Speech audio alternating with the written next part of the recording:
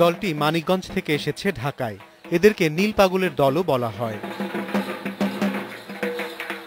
পূজার উদ্যোক্তারা কয়েকজনের এক একটি দল নিয়ে ঘুরে বেড়ায়। দলে থাকে শিব পার্বতী বা হরগৌরী, তাদের সঙ্গে ঢোল কাসর সহ বাদক দল। বাড়ি বাড়ি ঘুরে নেচে নেচে তারা গাজনের গান গায়। বিনিময়ে যা পায় তা দিয়েই চৈত্র সংক্রান্তিতে হয় পূজা। চৈত্র মাসের 15 তারিখের থেকে অথবা 7 তারিখের থেকে চৈত্র সংক্রান্তির দিন ওরা এই আনন্দটা করে। শিবের পূজা আমার বাবা বা আমার 14 পুরুষ করে আসছে, আমিও করে যাচ্ছি, আমার ভাইয়েরা করছে। চৈত্র মাসের শুরু থেকে চৈত্র সংক্রান্তি পর্যন্ত পূজারীরা নিরামিষ খাবার সহ সন্ন্যাসীদের মতো জীবন কাটায়। শিবেরই এক রূপ চড়ক, এটা শিবের পূজা। আমরা চাই দেশ মানুষ দুনিয়া সবাই ভালো থাক, সুখে থাক, শান্তিতে থাক, দেশ ভালো চলুক। মানিকগঞ্জের এই দলটি চৈত্র সংক্রান্তিতে আয়োজন করবে চড়ক পূজাও। চৈত্রের শেষ দিনে এসব আয়োজনের মধ্য দিয়ে শিবের আনুকূল্য চাইবে ভক্তরা। তাদের প্রার্থনায় থাকবে অপশক্তি বিনাশের আহ্বান।